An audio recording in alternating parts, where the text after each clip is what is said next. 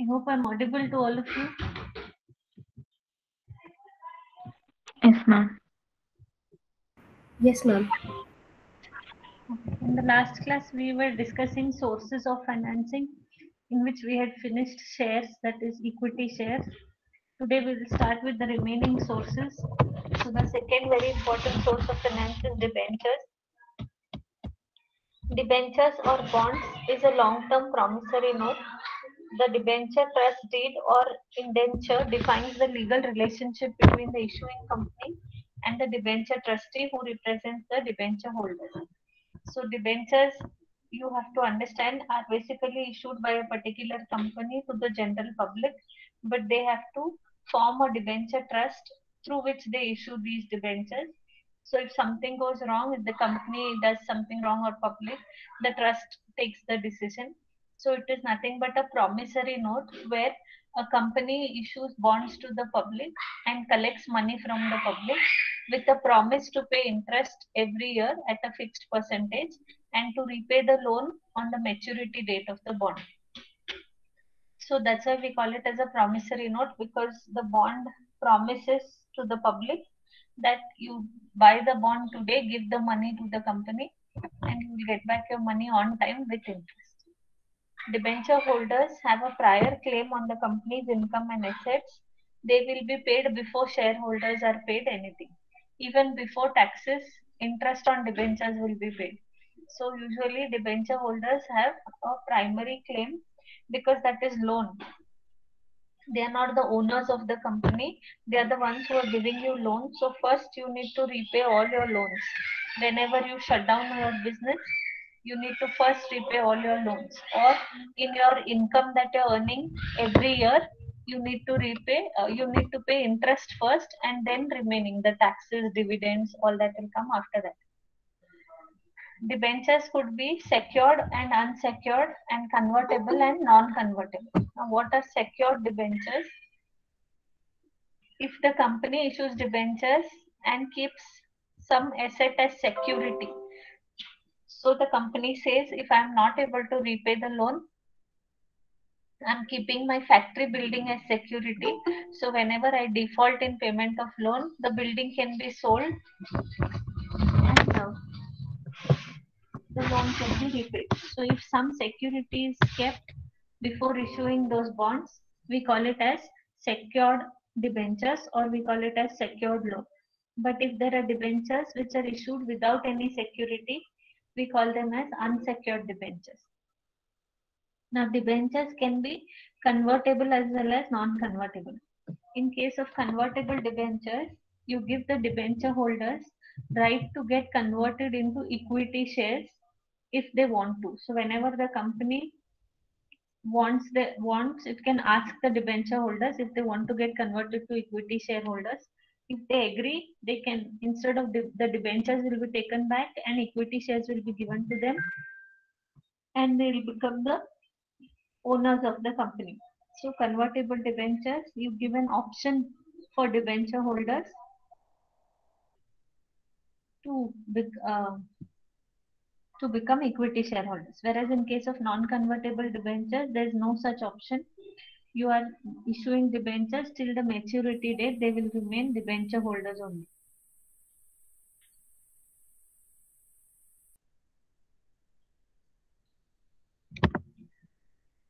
So debentures could be secured, unsecured, convertible or non-convertible. Debentures are issued with a maturity date. So it's not forever. Like shares, you buy once until the company is there, the share will be traded. It has a maturity date, and usually in India, they have a maturity date of either 7 years or 10 years. So they get retired or you can say get mature. So you will get 7 years debentures, 10 years debentures, and you can pay the amount at a time on the maturity date or through installments also. Excuse me, ma'am. Yes. Ma'am, can you please give an example of secured debentures? Secured debentures means you're keeping something as security, some property or asset of your company. So when you're issuing the debentures, you say that factory building is kept as security. So suppose the company is not able to pay the loan, at the end on the maturity date, That factory building can be sold because it is kept as security, and money recovered from that can be paid to the debenture holders. So those are secured loans. It can be factory building, it can be any other security, machinery, raw materials, whatever asset the company has, it can keep it as security, and therefore we call it as secured loan. Okay, ma'am. Thank you. Features of debentures, it is a Ma'am, long-term what fixed. is a debenture trustee? Is it like Miss Company debenture cannot issue. holder? No. Debenture trustee is a trust that is created by a company, wherein the company allows the trust to issue the bonds. So the trust is like a third party, nor it is supporting the company, nor it is supporting the debenture holders. It will do what is right. So they form a trust, and through the trust, the debentures are issued to the public. So if any issue, the public can report it to the trust, and the trust will look into the matter. If company has any issues, the trust will. So it's created separately so that through that a debenture can be issued. Like you have whenever there is a, if there is an NGO or anything, social service, anything related to public, it happens through a trust. A trust is created, and then the trust will decide what will happen to the property, to the money. So if something goes wrong in future, that trust acts like a um, person who can decide or who can tell what is right, what is wrong. So they basically create a trust. The company only creates the trust. The debenture trust deed or indenture defines the legal relationship between the issuing company. So it will tell what is the relationship between the debenture holder and the issuing company and the trust.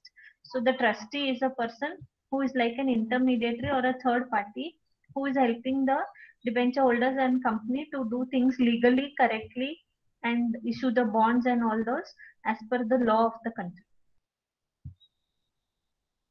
Any Okay, other ma'am. doubts? Yes, ma'am. Even debenture also issued to those only who is means closure or who is in trust with the company, right, ma'am? No. The Like a benches can be preference issued share, to. how? No. The benches are issued to general public. It's not like different shares. These are bonds. Company can issue bonds. So you can even buy bonds of the company through your demat account. So not necessarily you always buy shares. You can invest into bonds, loans. So these are bonds issued by the company. Anybody interested can buy. It's not like preferences. It's like loan Okay, given ma'am. by Thank public you. to the company. They don't become the owners, but they're giving loan and they'll get interest on that loan.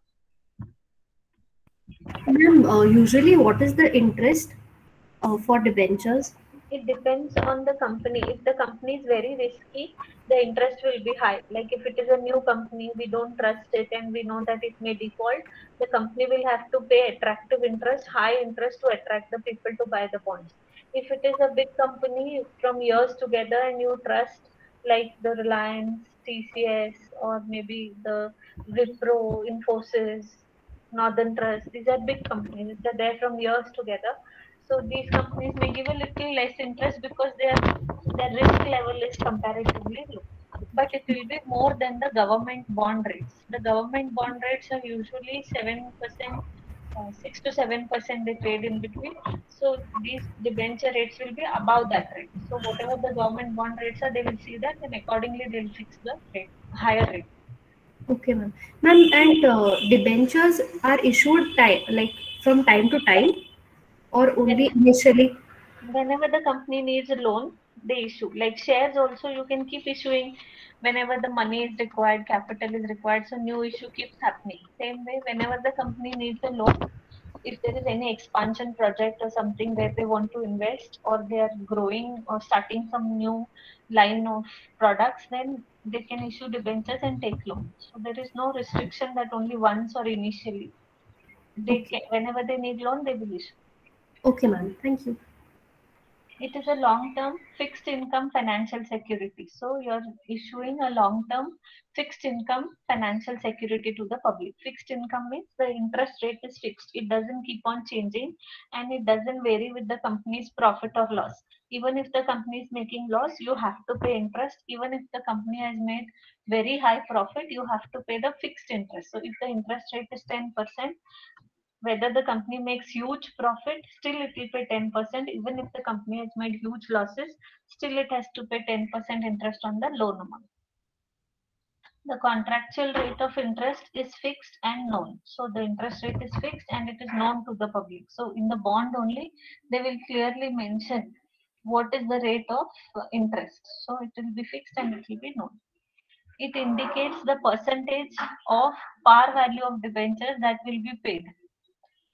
So the interest rate will it indicates basically how much is the percentage of the face value of the debenture that will be paid as interest. So if face value of the debenture is 100, that means the bond is of 100 rupees.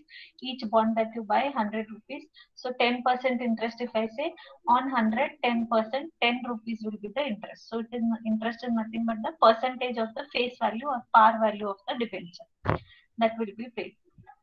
Non-cumulatively, annually, semi-annually or quarterly, cumulatively along with principal on maturity. So the debentures can be paid either annually, interest can be paid. So every year, at the end of the year we pay, or you can pay it semi-annually, that is every 6 months, half year you pay interest, or you can also pay it quarterly, that is every 3 months, every quarter the interest is paid on the debentures.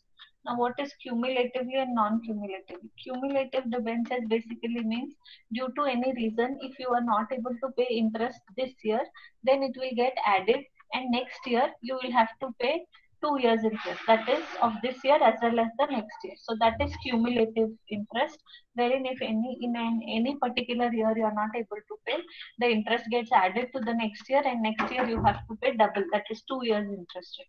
Non-cumulatively means there is no such option. You cannot add this year interest to next year.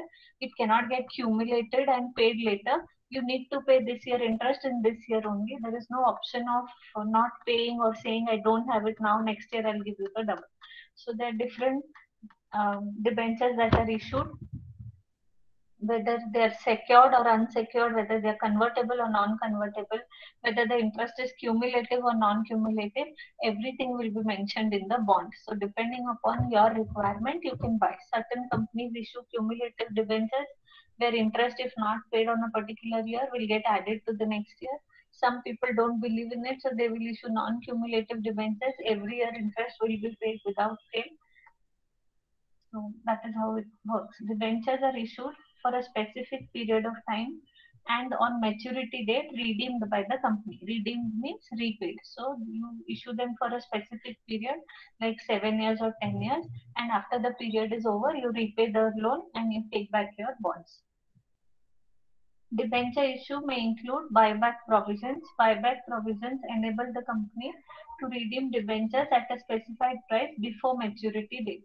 So some debentures may also include buyback provisions. So if the company has money even before the maturity period, so if the maturity period is 7 years, but after 5 years only, if the company has money, it can tell the debenture holders that I am ready to repay your loan now only. So I'll buy back my debentures and I will give you your money. Usually buyback doesn't happen at face value. So if the bond value is 100 rupees, company cannot buy it back on 100 only because people may not sell. So whenever the company thinks of buying back, it gives a little premium. So 100 rupees bond, it will buy back for 105 rupees. So 5 rupees more. So if you have given a loan of 100 rupees, you will get back 105. So people feel that we are gaining some additional amount. So they will surrender their bonds even before the maturity date, and the company can buy back its debentures. So as I said, this is done only when the company has enough money to repay it before the maturity period. And earlier also I mentioned debentures can be secured or unsecured. Secured means you have some security backed up. Unsecured is you don't have any security, collateral, anything that you've kept. So these were the features of debentures.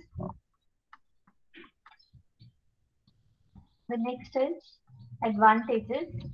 It involves less cost to the firm than the equity finance because investors expect lower rate of return and interest payments are tax deductible. So as compared to equity shares, debentures are called as a cheaper source of finance, or they are less costly than equity because here the interest rate is fixed and what interest we are paying, on that we get the tax advantage also. You can save taxes because interest is treated as an expense. So when you show it as expense, your profit will come down, and on that less profit you will have to pay taxes. So you will pay less tax. So two advantages as compared to equity. You have a fixed rate of interest here, and the interest is also giving you tax advantage. But equity, there is no fixed rate of dividend. If you earn more profit, you'll have to give more dividend. If you earn less profit, you can give less dividend. And usually, as I said, the equity shareholders are owners of the company. So whatever benefits the company gets, how much ever it keeps on expanding, more benefits are transferred to equity shareholders because the owners gain out of it. So equity is comparatively costly because company has to pay more to equity shareholders. But whereas in case of debentures, a fixed interest is to be paid, how much ever profit it makes, whatever amount of expansion is there. Debenture issue does not cause dilution of ownership control by company's present management. So as debenture holders are not owners of the company, so the ownership is not diluted. They are not going to exercise any control on the company or on the decision making. The owners of the company only can decide, or the directors can decide. So they don't dilute. That means they don't reduce the ownership or control of any company. The present management will have its ownership rights, control over the company. These are just loans as third party. They'll give loan, they'll get interest on time, and their loan will be repaid. There is a certainty of finance for specified periods. So in case of debentures, as I said, 7 years or 10 years bonds can be issued. So that for the company, there is surety that till the next 7 years, we can use this money, we need not repay. So a specific period, you are certain that I can use this money, and after 7 years, we will repay.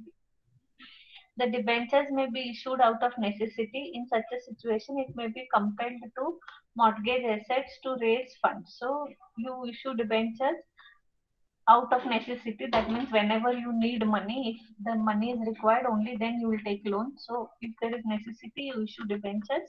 And usually we mortgage our assets to get those funds. Mortgage our asset means keep our asset as security. So as I told you, you can keep land as security, factory building, machinery, so keeping something as security, and in turn issuing debentures, so you get money easily. During the period of inflation, debenture issue benefits the company. Its obligation of paying interest and principal, which are fixed, decline in real time. So in case of inflation, the debenture issue is beneficial to the company because we are paying a fixed rate of interest on 100 rupees bond, 10% interest. That means 10 rupees. So for the next 7 years, I will be paying only 10 rupees. Even if the cost of living has increased, prices are increasing, everything is increasing, inflation is increasing, interest won't increase. Interest will be a fixed amount. So in real terms, the company is actually paying lesser interest year after year, because when you pay 10 rupees today, its worth is more than 10 rupees next year. So when the company pays same interest, that means it is paying lesser and lesser amount. The amount 10 rupees is seen as it is, but the purchasing power of the 10 rupees is reducing year after year. So it is beneficial to company. The debentures don't say that as inflation has increased, increase the interest rate. Interest is fixed, so it has to pay the same amount. So these are few advantages of debentures. Next is the disadvantages. A company with highly fluctuating earnings takes a great risk by issuing debentures, which may entail a great strain on its resources, and company may face the consequences of liquidation.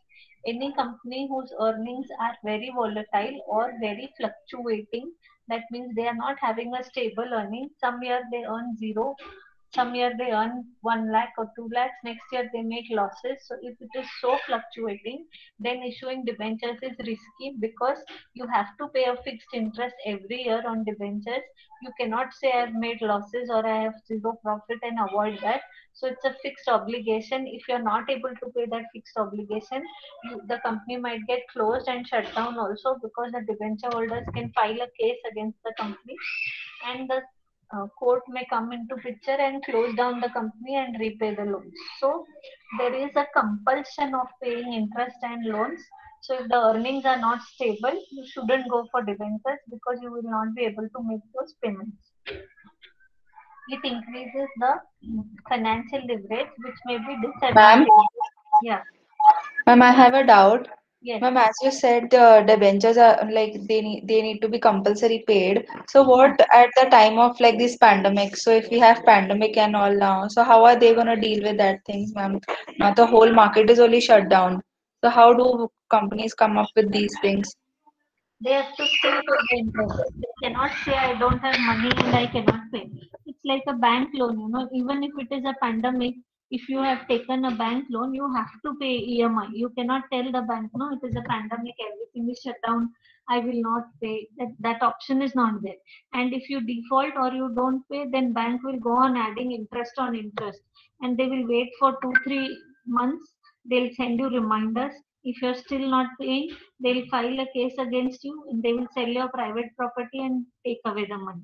Same is with the general public. If the company is not paying interest, then they can go and file a case against the company and then they will get their money back. So even if it is a pandemic, that's what I told you. Even if you make losses, you have zero profit, it's a fixed obligation. You have to pay. So companies can plan in advance, keep some money aside of the profits, or use their reserves and surpluses by taking shareholders' permission and pay the interest. But they don't have a choice or an option of not paying in any situation. Government can provide them relaxation, no, ma'am.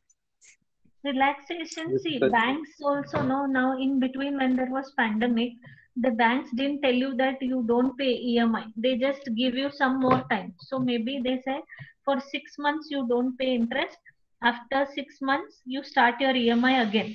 But for that 6 months which you didn't pay, on that also interest was added. So interest on interest, it was very costly.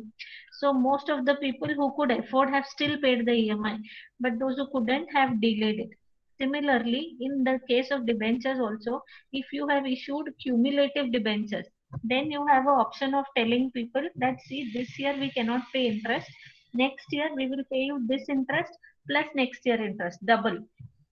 But if it is a non-cumulative debenture that you have issued, then you don't have that option also. Non-cumulative means you cannot add it to the next year and pay it next year. They cannot get added and moved forward. You need to pay it in this year only.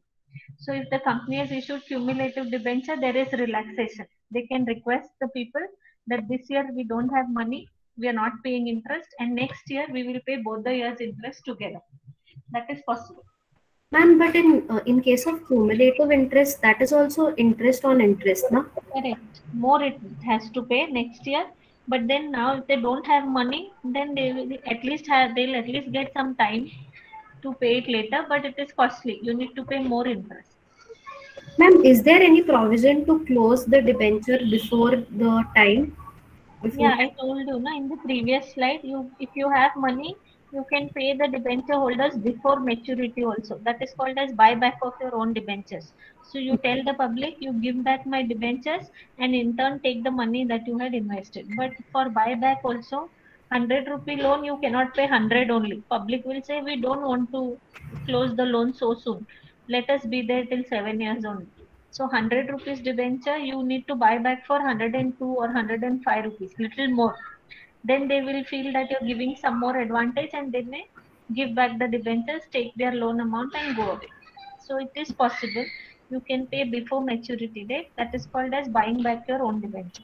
Okay. Ma'am, and the interest, the tax relaxation, is it for the company or the debenture holders? No, it's to the company because company shows interest as expense. Because when I am paying as a company interest to you, for me it is an expense. So if I'm showing it as expense in my profit and loss account, I'll deduct interest and then whatever profit remains, I'll charge taxes on that. So interest, that much interest amount, by that much money the profit is reducing. So on lesser profits, I'm paying taxes. So I am getting the tax advantage. But for people who are the debenture holders, they have to pay tax on the interest income. For debenture holders, there's no option because for them it is income.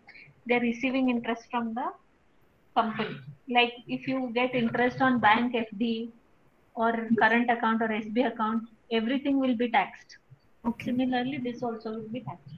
Okay. Thank you. Ma'am, what if debenture holder want to sell their No, they don't have an option. There is no secondary market for debenture holders. so they can't sell It is, before the maturity. no, you can't sell. You have to hold it till maturity only. Once you buy it, if the maturity is after 7 years, you need to hold it till 7 years. You will keep getting interest, and after 7 years only, you will have to give the bond and get back your money. So there is no secondary market like shares wherein you can sell anytime and come out of it. Once bought, you need to stay for that much period. Okay, ma'am. Thank you. Debentures must be paid on maturity, so it involves substantial cash outflows at some point. So, because they are paid back on maturity for a company after 7 years, suppose there is maturity, the company will need a huge amount. So, suppose the company today has taken 10 lakh rupees loan. After 7 years, it will require that 10 lakh rupees again to repay back the debenture holders. So at some point in time, the company may require huge cash outflow because it has to repay the loans on the maturity. And for this also, the company can plan and keep money aside in some fund. We call it as sinking fund account. So every year you keep some money aside and put it in the sinking fund account, so that at the end of 7 years that money becomes 10 lakh rupees and you can repay your loan, because all of a sudden removing 10 lakh from business is very difficult. So instead of that, from every year profit, some money if you keep on putting aside to pay this loan later, you call that account as sinking fund account. Means you cannot use that money for anything. Once you put it, it is sink, it is blocked, because that money will be used only after 7 years to pay the loan. Indenture may contain restrictive covenants which may limit the company's operating flexibility in future. So when we issue debentures to the general public, there are certain rules and regulations that we need to follow. So the debenture bond may include some restrictive rules and regulations. Covenants are nothing but rules and regulations which may limit the company's flexibility in future. Like for example, one of the rule and regulation can be the money collected from the general public through debentures cannot be invested in unethical practices, cannot be used for smuggling, cannot be used for black marketing. So these are rules and regulations. Then sometimes they also mention the money collected from debenture holders is to be used by the company for this business only. It cannot be transferred to any other business of that company or any other company. So there will be some rules and regulations which the company has to follow, which may sometimes help make sometimes not allow the company to operate flexibly. So once when we issue the bonds, we also mention that for this project I am taking loan. So for this project I am issuing bonds. So whatever money is collected, you need to invest in that project only. You cannot invest it anywhere and do some wrong practices or unethical practices. So or any other business, taking money for this business and investing it in some other business, or investing it in share market, investing it or giving it to somebody else, you can't do that. So there are certain rules, regulations that you need to follow, which may sometimes lead to lesser flexibility for the company in making decisions. So this was about debentures. I hope it was clear.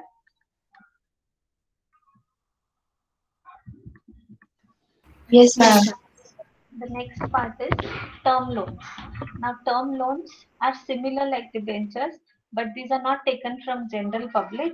These are taken from banks or any other financial institutions or any non-banking institutions like cooperative societies. You can take loan from LIC. You can take loan from any your own mutual funds. On that, you can take loan. So there are different financial institutions or non-banking financial institutions or even banks. So any financial institution, if they're giving you loan, we call it as term loans. So term loans are loans for more than a year's maturity. So it is not short term, but it's a long term loan. So its maturity means that loan should be for more than a year's period. Generally in India, they are available for a period of 6 to 10 years. In some cases, the maturity could be as long as 25 years also. So maximum is 25 years. You can get a loan for 25 years, or most of the people take it for 6 to 10 years. Interest on term loans is tax deductible. Like debenture interest, term loan interest is also considered as interest payment only, and it will help the company in reducing its taxes. So before paying tax, this interest can be shown, profits will come down and you pay less tax. Mostly term loans are secured through an equitable mortgage on immovable property. So you may never get an unsecured term loan until and unless it is someone who is blindly trusting on you. So sometimes what happens is societies take risk. They give loan even without asking for security or surety, because they just say, "Ha ha, I believe you. It's okay, take the money." That is very rare case. Those loans are called unsecured loans. But usually we don't get unsecured loans in today's world because everything is so uncertain that everybody needs guarantee and surety. So most of the loans are on the security of immovable property. So you cannot keep raw material, two-wheeler, four-wheeler as the security. You need to keep security of some immovable property like land, building, huge machineries. These are immovable, fixed assets that you can keep as security and get the term loan. To protect their interest, lending institutions impose a number of restrictions on the borrowing firms. So when you take loan from the bank, you know how many formalities you have to fulfill. There's so many rules and regulations. You need to produce thousands of documents, sign on so many bonds. So there are huge restrictions when you borrow term loans from any institution, because they want to safeguard themselves. They don't want Nirav Modi case to happen. They don't want Vijay Mallya to happen again. So SBI or Punjab National Bank and all those who suffered because of these big business tycoons, that was because they maybe didn't monitor or didn't work properly with the loans given to them. So to avoid such things, banks and institutions take a lot of precautions, and they put a lot of restrictions before giving the loans. Features of the bankers, it has a certain maturity period, and I told you typically 6 to 10 years is the maturity. They are negotiated. The term loans can be negotiated between the borrowers and the lender.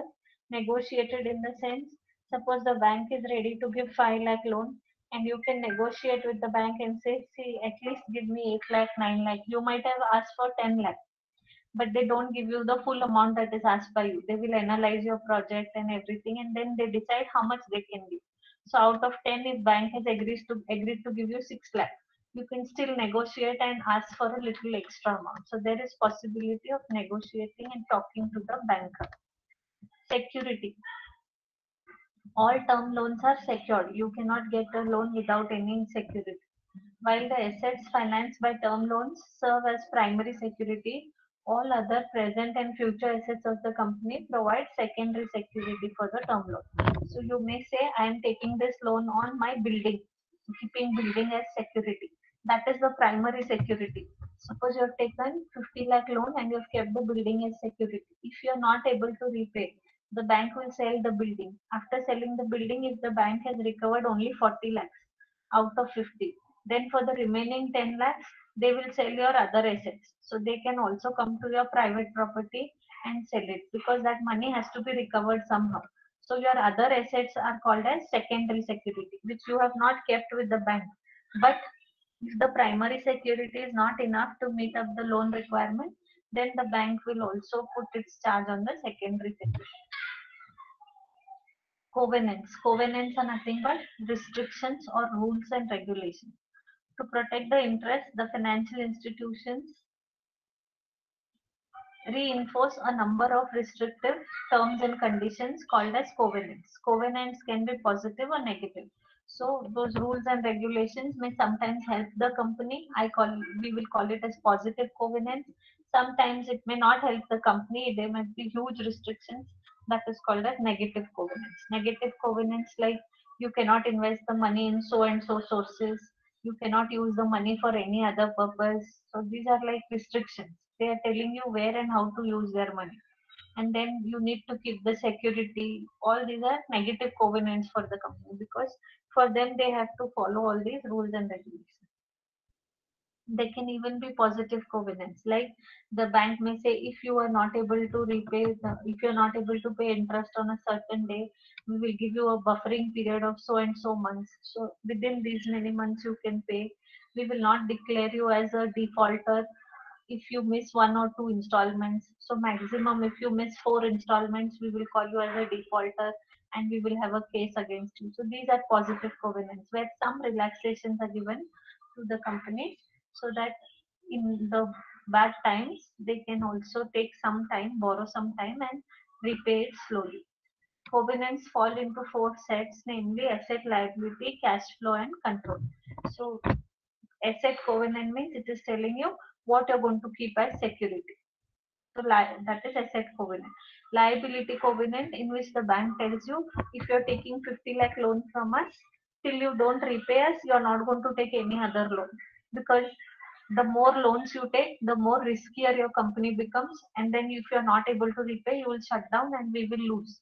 So it will restrict your liabilities also.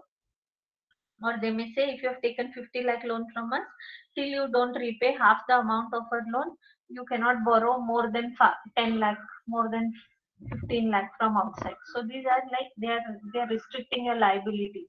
They're telling you that don't borrow more till you don't repay our loan. Then they will restrict your cash flows also. Like they will tell you, if you are earning so and so cash flows, this much is the EMI that you have to pay. If you're earning more in a certain year, you can even pay before time, before maturity. Prepayment also can be done. So this is on cash flow. And control means they will tell you, our money has to be used only for this project, this business. So they are controlling your decision making of where you should put the money. They're not controlling your entire business. They're just telling you where that loan amount has to be put, because you have taken loan for that purpose. You need to use it only for that purpose. So they can put restrictions on all these four parameters. So that was about term loans, or loans that are taken from banks or financial institutions. I hope it is clear. Now let's go to the next part, that is lease financing. Conceptually, lease may be defined as a contractual agreement in which a party owing an asset or equipment, which is called as a lessor, provides the asset for use to another party, which is called as a lessee, for an agreed period of time for consideration in the form of periodical payments known as lease rentals. So now what is lease? All of you might have heard about it. It's nothing but a contract between two parties where one party is allowing you to use the assets. That party owns some asset. That asset you can use on lease basis, and you will have to pay lease rentals every year to that particular party for as long as you are using their assets. Now let's take some examples. Suppose that you are constructing a house, for which you need those crane machines which help you in picking up the sand and all those things that you require. So you need heavy machines, crane machines, to construct a particular house or a building or an apartment, a big apartments. So now, do you think the builder will go and actually purchase those crane machines and keep it so that it can help and we can build the house? After the house is built, what is the use of that machine? It's useless. And that machine costs into lakhs or crores of rupees. You cannot just put money there just to construct a house and later feel that I don't need that machine. So even if your business is of builders or real estate, you don't buy those machines. You take them on lease from the person who owns it. So when there are heavy duty equipments or machines that are required for a certain period, instead of investing huge amount in that, usually people take it on lease basis. So the person who owns the machine is called as a lessor. So he is the owner of that asset or equipment, and the person who is taking that machine for use is called as the lessee. And this lease is given for an agreed period of time. So it may take 1 year for me to construct that building, so I want this machine of yours for a period of 1 year. So 1 year may be the lease time, and it is not for free. It is given In return, we have to pay them rent, which is called as lease rentals. So it is an agreement between two parties where one party who owns the asset allows the other party to use it, and in turn, the other party is paying rent for using it for a specific time period. Essential elements of leasing. Parties to the contract. There are two parties to the lease contract, namely the lessor, who is the owner of that asset being leased, and the lessee, who is the receiver of the services of the asset under a lease contract. So the lessee is not the owner of the asset, but he has the right to use that particular asset for a specific period. The second essential element is the asset. The asset itself, like I told you, those crane machine, that is the asset. The asset or property to be leased is the subject matter of the leasing contract. The asset may be an automobile, a plant or machinery. It can be equipment, land and building, factory, running business, and so on. Even a running business can be given on lease. Like for example, I start a kirana store, and now I'm not having time, energy to sit on the store and run it.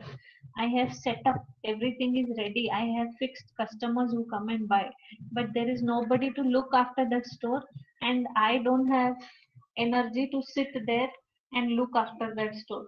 So what I do is I basically tell somebody to take the store as it is on lease.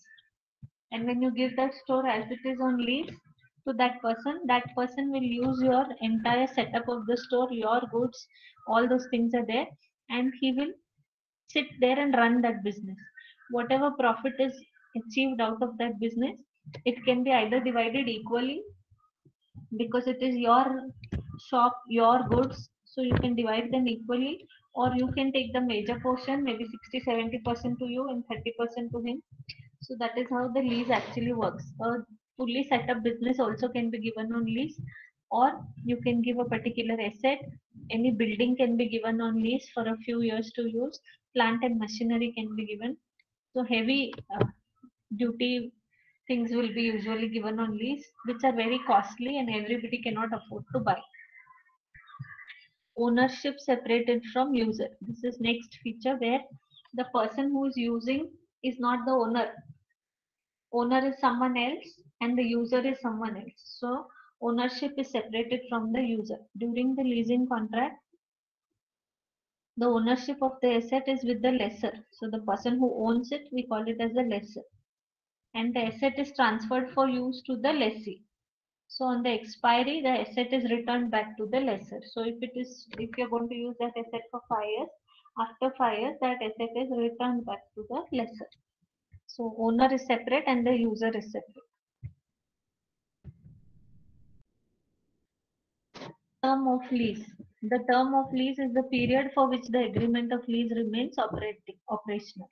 Every lease should have a definite period, otherwise legally the lease becomes inoperative. If you don't define the term, then the lease becomes inoperative. Sometimes lease also goes up to 99 years.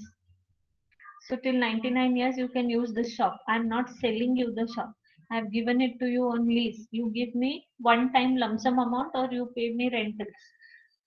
After that, you will have to transfer that property to me. If I am not there, whoever is my legal hire, my nominee, it will go to that person. Next is the lease rentals. The consideration the lessee pays to the lessor for using the asset is called as lease rentals. Consideration means something in return you're giving. To use that asset, you're paying back something in return. You cannot use it for free. So when you give that in return, that is nothing but the rent or the lease rentals that you're paying for. So this was about lease. Any doubts, anybody?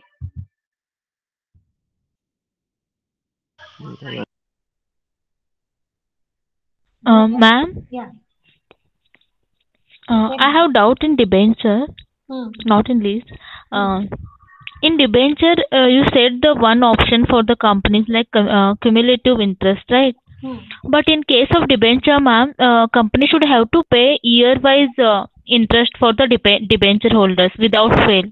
Correct. So how this option will helpful for the business? Means in which case they can use this cumulative interest? See, while issuing the debentures only, they have to tell whether they're issuing cumulative or non-cumulative debentures. If they're issuing cumulative debentures means they have the right to tell you in certain year if the profits are low or we are making losses, you will have to give them time to add that interest to the next year and pay you cumulatively. So while issuing only if you have taken a cumulative debenture issued by a company, that means the company has a right to pay you interest little late. It's not that they're not going to pay you, because in this year things went very bad. Next year I will pay you both the years interest together. So it is Okay, helping the ma'am. company in getting some time. Certain year if they perform bad or something goes wrong, at least they get time to recover and make profit, run the business properly, and then pay the interest. Okay, ma'am. Means is it like that? You just have the option for the cumulative debenture holder, not for the non-cumulative, right? Yes, yes. Okay, thank you. Anybody having any other doubts till here?